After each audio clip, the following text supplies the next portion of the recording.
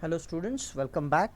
In the last session we were discussing about CSS properties and values, and we have discussed some of the CSS properties. In today's session we will continue our discussion of CSS properties and values. So let's start. The first property which we will discuss, it is the colors property, which is used to apply colors to the background or to the foreground of the web page. But displaying color, it is a major problem for the web or the web pages, and this is because of two reasons. One, that is the monitors which are used to display the web pages very widely. So we have very many different types of monitors which are used to view the web pages. Secondly, the browsers vary widely. Even the browsers which are used to access the web pages, we have many different browsers which are used to access the web pages, and because of these two major reasons, displaying colors has become very difficult. A color which looks on one particular monitor may look a different color on another monitor, or a color which is displayed by a browser vary if a different browser is used, and that is a major problem with the monitors and the browsers. And because of this reason, we have some standard colors which can be used while designing our web pages, and these colors look similar on all the monitors and the browsers.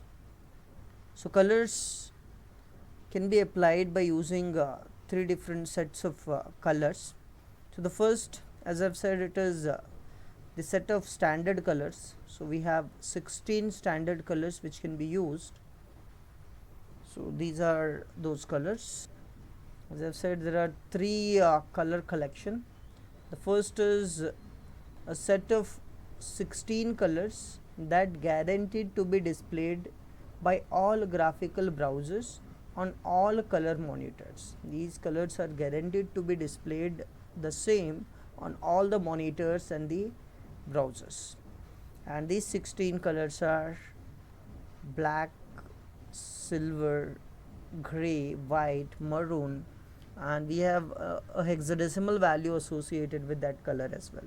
So even an hexadecimal value can be used to represent a color. Then there is a second color collection, that is which is a much larger set, which is called as web palette, which contains 216 colors, and it uses hex color values like 00336699CCFF. And we have one more, that is a color which contains 16 million different colors, which uses 24-bit color values. Even that can be used for the web pages, but as it is suggested, we have to always stick to the standard colors which are guaranteed to be displayed on all the monitors and the browsers. Colors can be applied directly by using a color name, or a color can be applied by using an RGB color value as well. RGB, where RGB stands for red, green and blue. Generally RGB color combination is used because the monitors use the RGB colors or RGB function to display the colors. Okay, let us go through an example here. Now this example, the color property specifies the foreground color of an element. So this is used to specify foreground color of an element. And if you look at this code, we have some CSS inside the style tag, and this is our HTML code. In the HTML code, what we have is, we have a table with a border 5, and in this table we have three columns with content apple, orange and screwdriver, and each of those element in the table has been colored by using a CSS class is equals to red, orange, and even for the last the class is orange is used. Now how this red, orange and class has been defined. Now in the CSS, if you look at, we have created th.red. As you know, this is a selector and this is a class selector. If you know, th.red is a class and that is associated with th, that is table heading. So we can apply red to any table heading, like it has been given here how it can be applied, and the color that is equals to red.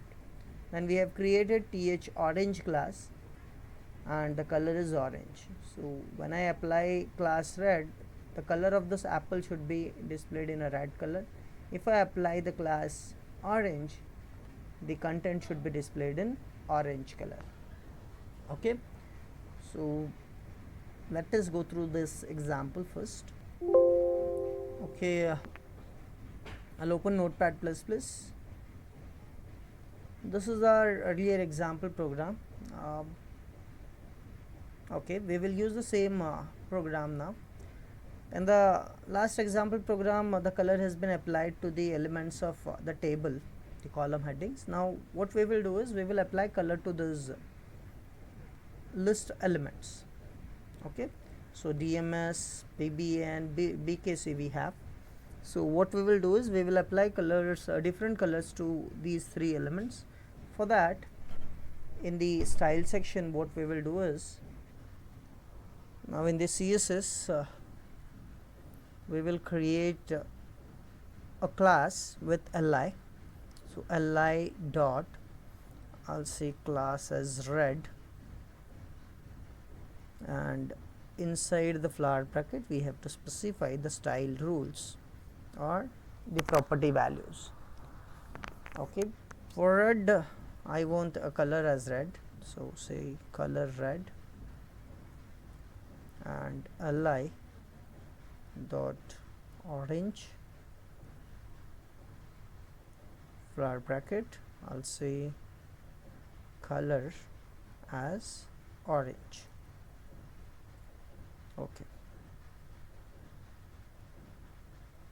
now we have created two classes, color classes, one is red and another is orange. We have to apply it.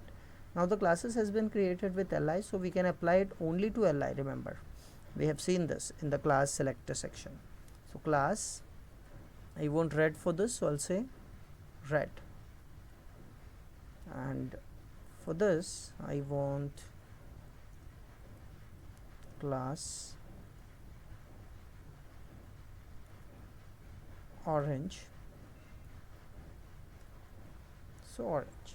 Okay, so let us save this and execute. Okay, so this is a file. I'll just double click on it.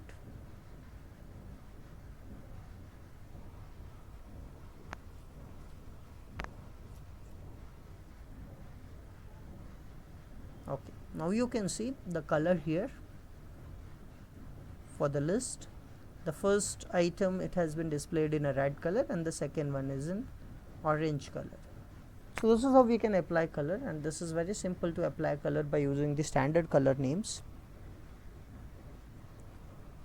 Apart from those standard color names, we can even go for an RGB color value. In case of RGB color value, we have to, instead of color name, we have to specify RGB function, RGB. Inside that we have to pass three values for the color red, green and blue.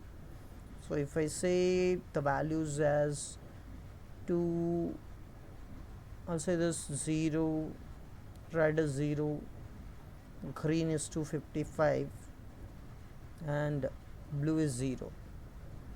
So you can see which color it displays. I'll just refresh this and you can see it is displaying a green color. Okay, I have applied it to the second class, that is orange class, so it has been displayed in a green color. So we can create any color by using the three combination of colors, that is red, green and blue. So RGB can be used.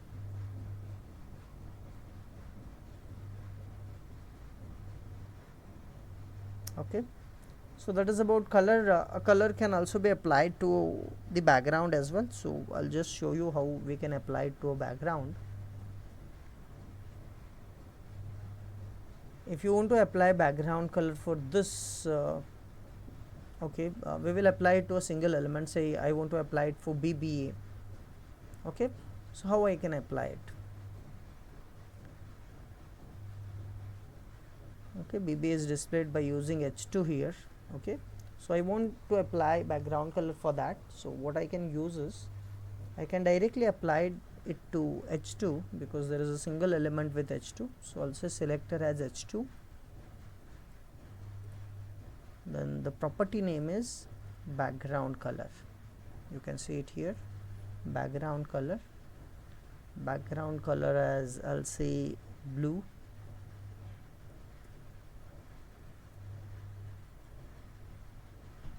Okay, so that's it. So let us verify the output. Now you can see the background color for BB8 has been applied as blue. Like this, background color can be applied to a complete page by applying it to a body element. Body represents a complete page. So you can apply it to body, it will be applied to a complete page. Okay, next the property is the alignment of text. Again, alignment of text has many different properties in it. The first is text indent property, which allows the indentation of text, and the value, it can be a length value, for example 10 pixels, 20 pixel, or it can be a percentage value also, so 10%, 20%. Then the next property is text align property. That is text align, it is self-explanatory and we have used it in other examples as well. Has possible values, that is left, which is by default the alignment of a text is left, or it can be center, right, or even justified. So the text which is displayed on the browser screen can be aligned by using text align property of CSS. The next, which is important, is sometimes we want text to flow around another element. In that case we use a float property, and this is important, float property. The float property has the possible values, that is left, right and none, which is by default. If we have an element, if we want on the right with the text flowing on its left.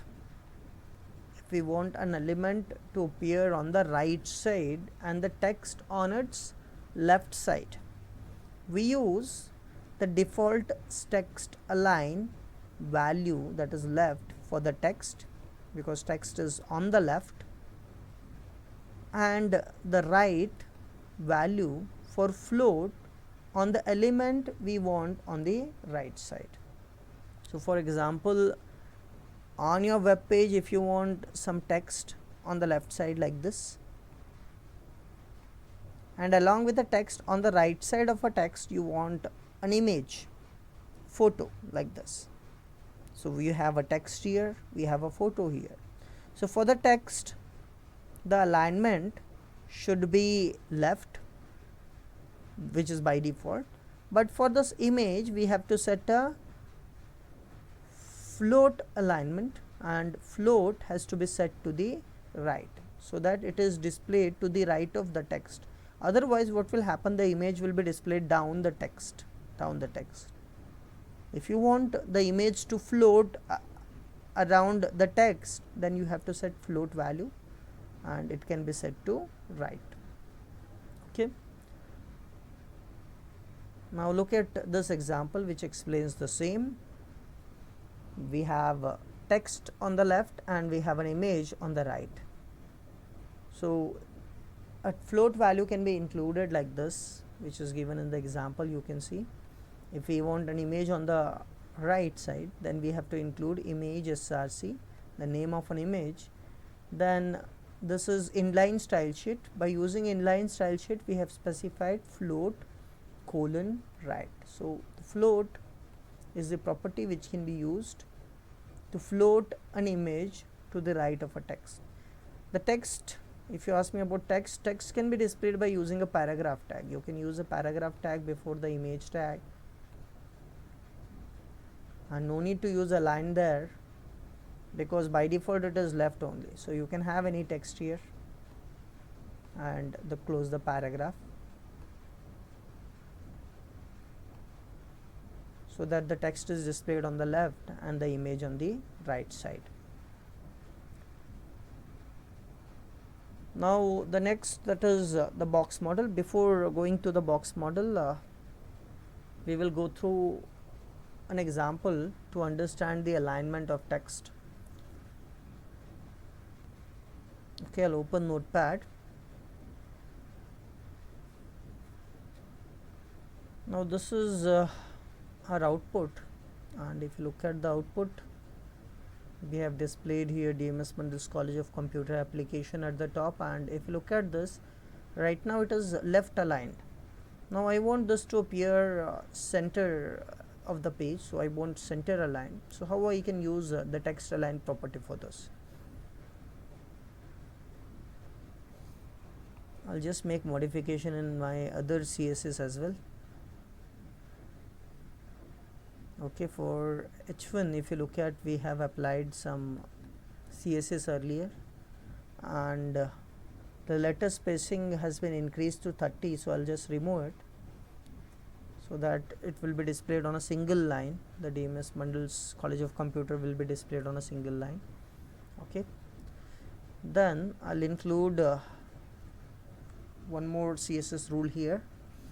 For H1, I will apply text align, that is center. Okay, you can see we have used document level CSS here, but if you want, you can go for inline CSS. In that case, you have to apply directly inside the tag, or even external CSS can be used where you have a separate file. Okay, so we have applied it. Let us verify. Now you can see this has been center aligned. It has been displayed at the center of a page. So you can use the text alignment to change the alignment of your text. Then we have text indentation. So text indentation. Now I said I want text alignment only for DMS Mandals College of Computer Application, but it has been applied even to the BK College, because we have used it for H1 tag, and there are two H1 tags, so it will be applied to all the H1 tags, remember. Okay, now for the BBA, what I want some indentation. So I'll use here I'll use inline style sheet. So directly I'll use a property called as style, which is equals to, I'll apply the text indent property.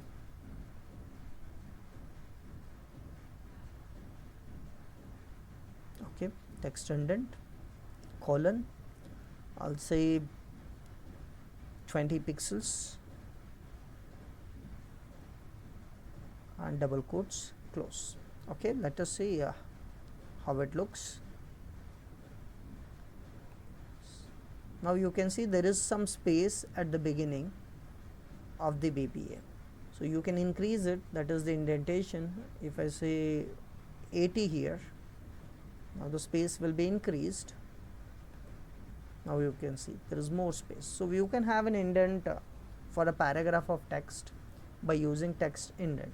Okay,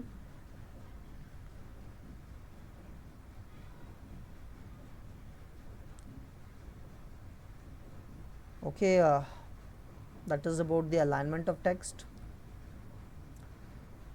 with this we will stop here. The box model we will discuss in the next session. Okay, thank you.